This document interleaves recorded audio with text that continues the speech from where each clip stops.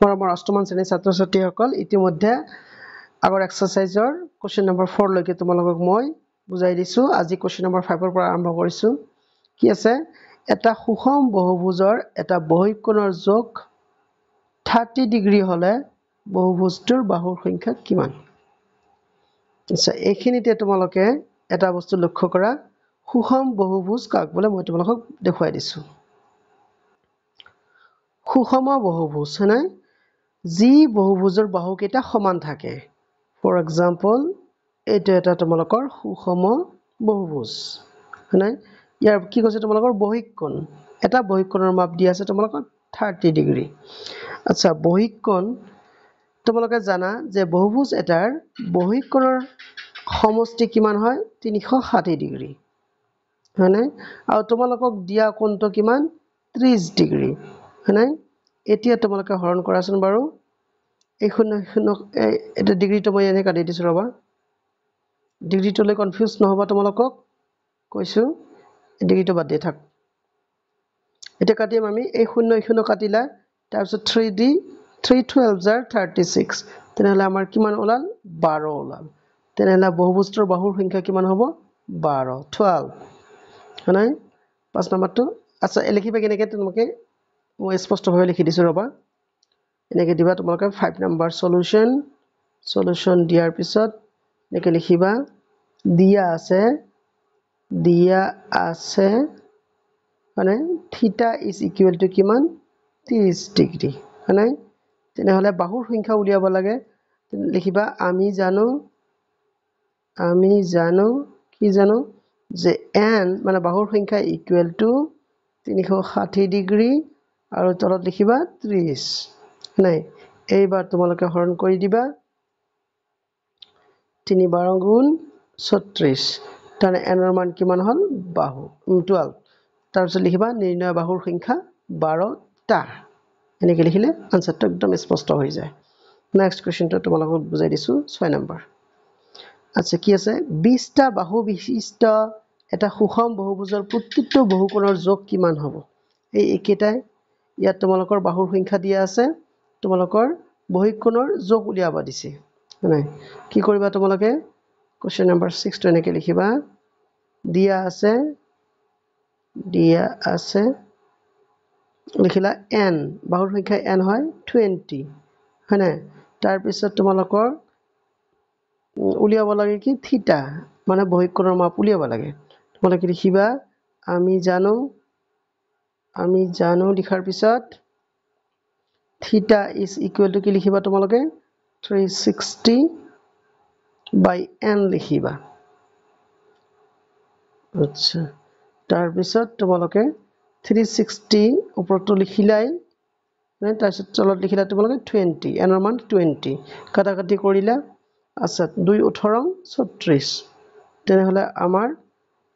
বহিকোণৰ মাপ কিমান হ'ব 18 ডিগ্ৰী এটাই আনসাৰ নেক্সট তাৰ পিছত তোমালোকৰ কোৱেশ্চন নম্বৰ কিমান আছিল 7 তলত একোটা সুষম বহুভুজৰ অন্তঃকোণৰ যোগ দিয়া আছে কিমান দিয়া আছে অন্তঃকোণ এটাৰ যোগ দিয়া আছে বহুভুজ কেইটাৰ বাহুৰ সংখ্যা উলিওৱা আচ্ছা অন্তঃকোণৰ যোগ দিয়া থাকিলে বহুভুজৰ বাহুৰ সংখ্যা আমি কেনেকৈ উলিয়াম তোমালোকক মই বুজাই দিছো ৰবা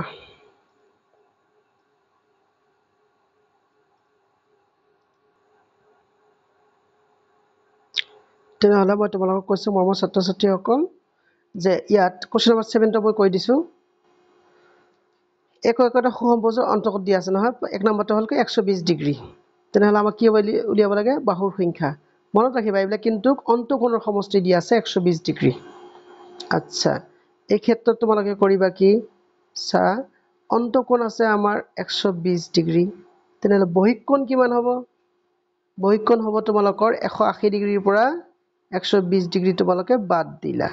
কিমান হ'ব 60 ডিগ্ৰী বহিকোণ যদি 60 ডিগ্ৰী হয় তেনেহলে তোমালোকে বাহুৰ সংখ্যা উলিয়াব লাগে তোমালোকে জানা বাহুৰ সংখ্যাৰ ফৰ্মুলা n equal to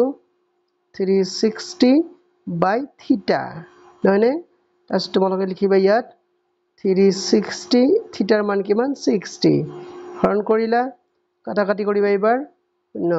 6 6 জাৰ 30 তানে কিমান হল আমাৰ এনৰ মান 6 বাহুৰ সংখ্যা হ'ব আমাৰ 6টা আচ্ছা এক নম্বৰটো কৈ দিলো তাৰ পিছত ইয়াত আছে নেক্সটত আছে 144 ডিগ্ৰী আচ্ছা 144 ডিগ্ৰীৰ ক্ষেত্ৰত কি কৰিবা একেটা কামকে কৰিব পাৰা তোমালোকে আমাৰ অন্তঃকোণ আছে 144 ডিগ্ৰী নহয়নে তেনেহলে বহিক কোণ আমাৰ কিমান হ'ব বহিক কোণ থিটা is equal to 180 degree minus 144 degree এতিয়া তোমালোকে হৰণ কৰিলা কি বিয়োগ কৰিলে কিমান হ'ব ইফালে হ'ব আমাৰ 6 আৰু ইফালে থাকিল আমাৰ 7 7 ৰ পৰা 4 গলে থাকিব 3 36 থিটাৰ মান হ'ব 36 তেনেহলে আমাৰ বাহুৰ সংখ্যা কিমান হ'ব n equal to 360 by theta theta মান 36 36 এ তোমালোকে কাটাকাটি কৰিলা 10 তাৰে 10 টাইমছ হয়নে আচ্ছা এই দুটাই মই কৰি দিলো বাকি বিলাক তোমালোকে চেষ্টা কৰিবা এইখিনিতে তোমালোকক আৰু এটা কথা ক'ব লৈছো আৰু এটা বেলেগ ফৰ্মুলা আছে এই ফৰ্মুলাটো কৰিব পাৰা কোনোবাই তেনেকা যদি এটো ফলো কৰিবলৈ বিচাৰা তেন্তে হেটো কৰিবা কি ফৰ্মুলা যে অন্তঃকোণ থিটা is equal to twice n minus 4 by n into 90 degree এইটো তোমালোকে ডাইৰেক্ট ফলো কৰিবা এতিয়া থিটাৰ মান প্ৰথমটোৰ ক্ষেত্ৰত কি আছিল 120 ডিগ্ৰী 120 লিখিলা তাৰ পাছত ইফালে লিখিলা তোমালোকে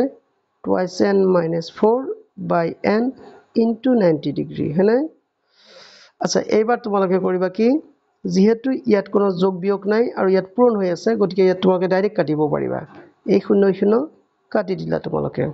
কাটি দিয়াৰ পিছত ইয়াত আকৌ আৰু কি কাটিব পাৰিবা তোমালোকে এফালে 3 3 গুণ 9 আৰু 3 4 গুণ 12 হৈ গল তাৰ পিছত তোমালোকে কি কৰিবা এবাৰ ক্ৰস মাল্টিপল কৰিবা কেনেকৈ ক্ৰস মাল্টিপল কৰিবা n এই যে n আৰু 4 কি লিখিবা 4n সমান সমান ইয়াত 3 আছে নহয় এই 3 দি এই দুটাকে তোমালোকক পূৰণ কৰিব লাগিব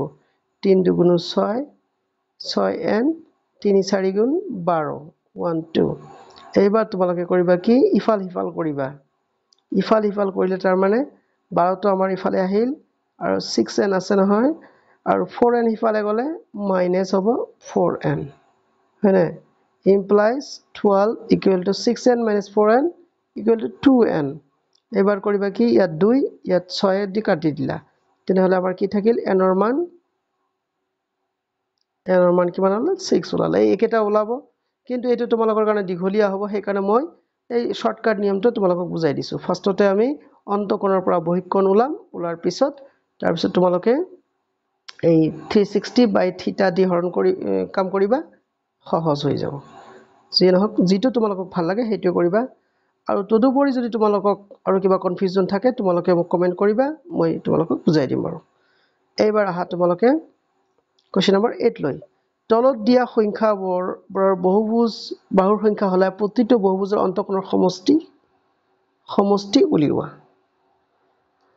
অন্তঃকোণৰ সমষ্টি উলিয়াবা দিছে আচ্ছা এই ক্ষেত্ৰত অন্তঃকোণৰ সমষ্টিৰ ফৰ্মুলাটো কি আছিল তোমালোকে মনত ৰাখিব পাৰিছানে যদি নোৱাৰা মই বুজাই দিছো ৰবা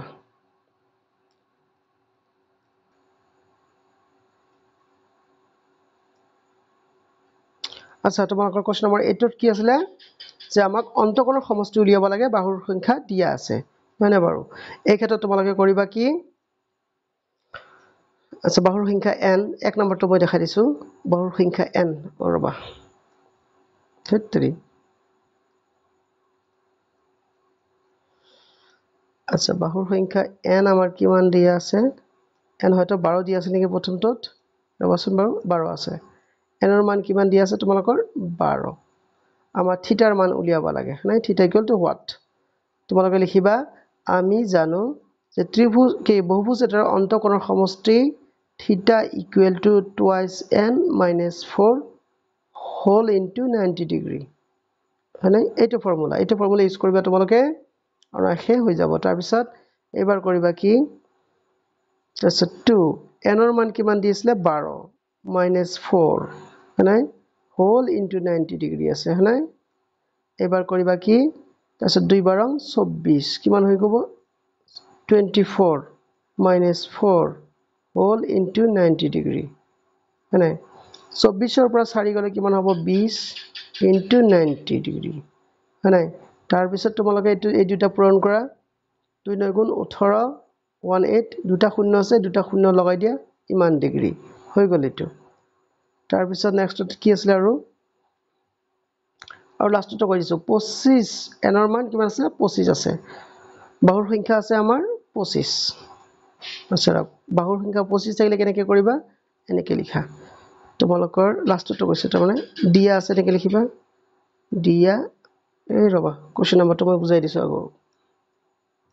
কোৱেশ্চন নম্বৰটো আছিল তোমালোকৰ 8 ৰ 5 কোৱেশ্চন নম্বৰ 8 ৰ 5 এনেকৈ লিখিবা কোৱেশ্চন নম্বৰ 8 5 সলিউশন দিয়া আছে কি দিয়া আছে বাৰু দিয়া আছে লিখিলা n ৰ মান দিয়া আছে তোমালোকৰ 25 থিটা ইকুৱেল থিটাৰ মান আমাক উলিয়াব লাগে না তাৰপিছত তোমালোকে লিখিবা আমি জানো কি জানো যে থিটা ইজ ইকুৱেল টু এটো থিটা কয় কিন্তু দেই twice n minus 4 whole into 90 এটো লিখিলা লিখাৰ পিছত এইবাৰ তোমালোকে ভ্যালুখিনি বহাই দিবা আচ্ছা 2 ইনটু n ৰ মান কিমান আছিল 25 minus 4 হোল ইনটু কিমান হ'ব 90 ডিগ্ৰী এইবাৰ 2 পজিশন কিমান হয় 50 নাই 50 minus 4 হোল ইনটু 90 ডিগ্ৰী 50 ৰ পৰা যদি 4 বিয়োগ কৰা তোমালোকে কিমান হ'ব 46 into 90 ডিগ্ৰী এটা 90 দি পূৰণ কৰা 6 9 গুণ 54 54 4 হাতত 5 আৰু 4 9 গুণ 36 36 আৰু 5 কিমান হ'ব 41 41 শূন্য এটা আছে শূন্য লগাই দিলা ডিগ্ৰী বাস 4140 ডিগ্ৰী হৈ গ'ল গতিকে মই মাত্ৰ দুটা কৰি দিলো বাকি তোমালোকে কৰিবা কৰাৰ পিছত যদি তোমালোকৰ কিবা প্ৰবলেম হয় মোক জনাবলৈ চেষ্টা কৰিবা বাৰু তাৰ পিছত এতিয়া তোমালোকে আহা নেক্সট সঁচা মিছা লৈ যুক্তি সহকাৰে লিখিব দিছে তোমালোকে যুক্তিটো মনতে ৰাখিবা তাতে হৈ যাব কি দিছে তোমালোকৰ এটা সুষম বহুভুজৰ প্ৰতিটো বহিকোণৰ যোগ 25 হ'ব নোৱাৰে প্ৰতিটো বহিকোণৰ যোগ 25 হ'ব নোৱাৰে কিয় হ'ব নোৱাৰে মই তোমালোকক বুজাই দিছো হ'ব পাৰে নে নোৱাৰে বহিকোণৰ যোগ যদি 25 হয় তেনে বাহুৰ সংখ্যা কিমান হ'ব তেনেহলে আমাৰ ফৰ্মুলাত বহাই দিও n = 360/25 সোয়া যাকচোন ইয়াত কাটাকাটি কৰাৰ পিছত কি থাকে ৰবা এই 5 দি কাটিলা 5 5 গুণ 25 তাৰপিছত ইয়াত কি হ'ল 5 7 গুণ 35 5 2 গুণ 10 এতিয়া 72 ক তোমালোকে 5 দি হৰণ কৰিলে কি হ'ব দশমিক তেনেকৈ তেতিয়া আমাৰ বাহুৰ সংখ্যা কিমান হ'ব ভগ্নাংশ হ'ব কিন্তু বাহুৰ সংখ্যা ভগ্নাংশ হ'ব নোৱাৰে মানে গতিকে আমাৰ এইটো কি হ'ল কি বুজিলা তাৰমানে এইটো শুদ্ধ ঠিক আছে এটা হ'ব আমাৰ শুদ্ধ কাৰণ এটা যদি অশুদ্ধ হ'বলৈ যায় যদি কোনো এটা বহিকোণৰ মাপ 25 ডিগ্ৰী হয় তেনলে বাহুৰ সংখ্যা কিমান হ'ব ভগ্নাংশ আৰু ভগ্নাংশত থকা ভগ্নাংশৰ বাহু সংখ্যাৰ কোনো বহুভুজ হ'ব নোৱাৰে নেক্সট কোৱেশ্চন কি আছিল তোমালোকৰ এটা সুষম বহুভুজৰ প্ৰতিটো অন্তকোণৰ যোগ 1 ডিগ্ৰী হ'ব পাৰে প্ৰতিটো অন্তকোণৰ যোগ 1 ডিগ্ৰী আচ্ছা অন্তকোণৰ যোগ যদি 1 ডিগ্ৰী হয় তেনলে বহিকোণৰ যোগ কিমান হ'ব এই আগত তোমালোকে বুজাই দিছো নহয় অন্তকোণৰ যোগ 1 ডিগ্ৰী হলে বহিকোণৰ যোগ হ'ব 180 - 1 তেনলে কি 179 এই 179 এ দি তোমালোকে 360 ডিগ্ৰী হৰণ কৰিলে তোমালোকে ভগ্নাংশহে পাবা এই একে কথা যেটো হ'ব পাৰে লিখিছে এটা তোমালোকৰ ভুল হ'ব এটা অসত্য এটা সুষম বহুভুজৰ আটাইতকৈ ডাঙৰ বহিকোণ হ'ব কিমান 90 ডিগ্ৰী এটা তোমালোকৰ ভুল কিয়নো এটা সুষম বহুভুজৰ আটাইতকৈ ডাঙৰ কোণটো হ'ব 120 ডিগ্ৰী যেটো আছে সুষম মানে ত্ৰিভুজ তাৰ মানে কি তোমালোকৰ সমবাহু ত্ৰিভুজৰ ক্ষেত্ৰত তেনেহলে তোমালোকে লিখিবা কি এটি সুষম বহুভুজৰ আটাইতকৈ ডাঙৰ অন্তকোণটো হ'ল 180 ডিগ্ৰী আচ্ছা 180 ডিগ্ৰী বিশিষ্ট কোনো সুষম বহুভুজ হ'ব নোৱাৰে আচ্ছা এটি সুষম বহুভুজৰ আটাইতকৈ সৰু অন্তকোণ 60 এইটো কিন্তু তোমালোকৰ ৰাইট কাৰণ এটা সুষম বহুভুজৰ আটাইতকৈ সৰু কোণ কিমান হ'ব পাৰে 60 কেনেকৈ দেখাই দিছো তোমালোকক আটাইতকৈ সৰু অন্তকোণ বিশিষ্ট সুষম বহুভুজটো হল কি আমাৰ সমবাহু ত্ৰিভুজ ইয়াৰ আমাৰ কোণৰ মান কিমান হ'ব 60 ডিগ্ৰী 60 60 60 180 বুজিছা গতিকে তোমালোকৰ এইটো ৰাইট এয়াই আছিল তোমালোকৰ ভিডিও তোমালোকে চাবা কিবা কনফিউজন থাকিলে তোমালোকে জনাবলৈ চেষ্টা কৰিবা লাইক কমেন্ট শেয়াৰ কৰিবলৈ নাপাহৰিবা আৰু প্লিজ সাবস্ক্ৰাইব কৰিবা চোৱাৰ কাৰণে ধন্যবাদ